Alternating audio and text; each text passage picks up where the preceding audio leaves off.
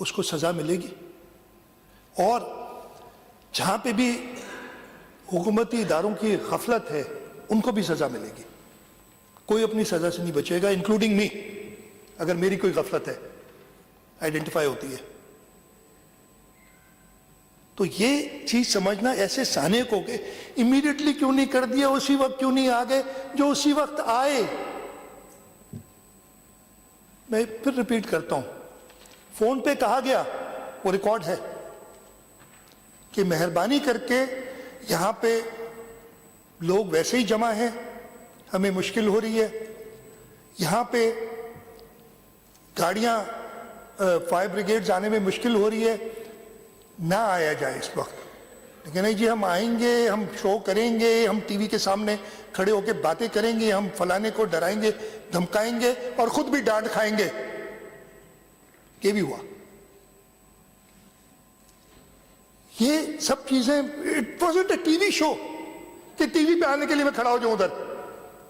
یہ کوئی ہر ادارہ میرے حساب سے اپنا کام، ہاں غفلتیں ہیں، کوتاہیاں ہیں، ہمارے پاس ریسورسز کی کمی ہے، ان کو ہم نے ایڈریس کرنا ہے اور انشاءاللہ تعالیٰ کریں گے تاکہ ایسے واقعات نہ ہوں.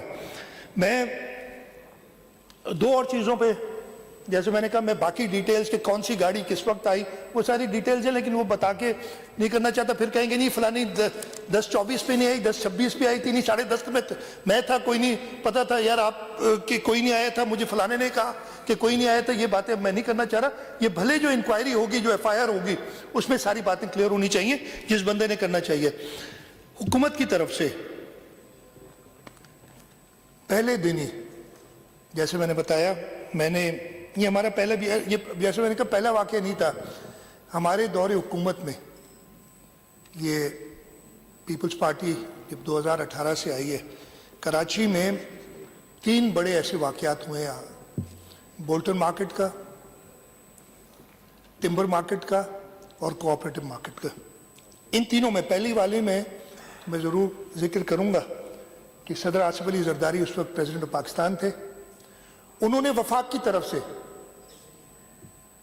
دی تھی مدد سندھ حکومت کو. قائم علی شاہ صاحب چیف منسٹر تھے اور قائم علی شاہ صاحب نے بیٹھ کے چیمبر والوں کے ساتھ ایک کمیٹی بنوائی اور جو لوگ جن کا نقصان ہوا تھا ان کو اس نقصان کا ازالہ کر کے دیا تھا. اور وہ سب اللہ کا شکر ہے، اگین نقصان جو اس وقت زندگی ایک ٹراما سے گزرتا ہے آدمی، اس کا تو کوئی نہیں حل ہو سکتا، لیکن وہ سب اپنے وہاں پہ کھڑے اور اتنی شفافی سے ہوا، اتنی ٹرانسپیرنٹ طریقے سے ہوا کہ جتنے پیسے وفاق نے دیے تھے اس میں سے تقریباً 330 ملین 33 کروڑ بچ گئے اور وہ ہمارے اکاؤنٹس میں پڑے رہے.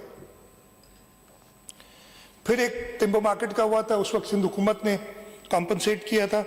اور پھر جب کوآپریٹو کا ہوا تو یہ جو 330 ملین بچ گئے تھے، ہم نے وفاق سے اجازت لے کے کہا کہ یہ ہم کمپنسیٹ کرنا چاہتے ہیں. اگین وہی فارمولا کہ لوگوں کو حکومت کے کسی ادارے نے نہیں، کراچی چیمبر جس کے یہ سب ممبرز ہیں، انہوں نے بیٹھ کے پوچھا کہ جی آپ کا کیا نقصان ہے، ہمیں بتایا کہ جی ہم نے یہ اسیس کیا اور یہ صحیح ہے، وہ پیسے ان کو دیے گئے.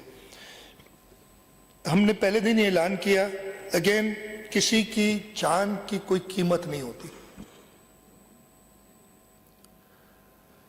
لیکن جو لوگ اپنی جان جنہوں نے گنوائی ہے ان کے لیے ہم نے اعلان کیا کہ 1 کروڑ روپیہ اس کے لواحقین کو دیا جائے. وہ 19 تاریخ کو اعلان کیا، وہ پیسے ریلیز ہو چکے ہیں. اس پہ ہم نے کمشنر صاحب کے حوالے کیا ہے کہ وہ آئیڈینٹیفائی کر کے ان کے لواحقین اور ان کو وہ 1 کروڑ روپیہ دیں. ایک اور اعلان ہم نے کیا اور میں نے KCCI کے پریزیڈنٹ، ان کے جو سینئر پرانے سارے پریزیڈنٹ تھے، ان کو بلایا تھا اور ان سے خود ہی کہا کہ آپ بتائیں کہ آپ کی کمیٹی میں کون ہونا چاہیے. وہ 19 تاریخ کو ہی کمیٹی بنا دی گئی اور 19 تاریخ کو اس کمیٹی کو ہم نے یہ ریکویسٹ کی ہے کہ جیسے بولٹن مارکیٹ، ٹمبر مارکیٹ اور کوآپریٹو مارکیٹ میں انہوں نے کیا تھا، اسیس کریں کہ کس کا کتنا نقصان ہے اور حکومت سندھ وہ نقصان، بلکہ میں کہوں گا کہ یہ اسمبلی، بیکاز آپ اپروو اسمبلی نہیں کرنا ہوگا، یہ وہ نقصان ان کا پورا کرے گی. یہ تو ایک سٹینڈرڈ پہلے بھی ہوتا رہا ہے، لیکن ہم نے سوچا کہ نہیں، یہ اتنا بڑا سانحہ ہے کہ اس کے لیے ہم نے کچھ اور سوچنا پڑے گا. اور میں نے اپنے کچھ کابینہ کے ساتھیوں سے صلاح مشورہ کرنے کے بعد اس جگہ پہ جو الاٹڈ دکانیں تھیں، جو نمبرز موجود ہیں، جو اپرووڈ ہیں ایس پی سی اے کی، وہ 1102 ہیں. کچھ کہتے ہیں 1200 دکانیں ہیں ادھر. وہ خیر وہ ڈیٹا مل جائے گا. اگر کوئی اس میں نہیں بھی آ رہا، 1102 سے علاوہ کوئی ڈاکیومنٹڈ پراپر ایویڈنس ملتا ہے کہ اس سے زیادہ کچھ ہیں دکانیں، خیر جتنی دکانیں ہیں ان سب کو حکومت سندھ کی طرف سے ان کے اونرز کو، ہر دکان کے اونر کو 5 لاکھ روپے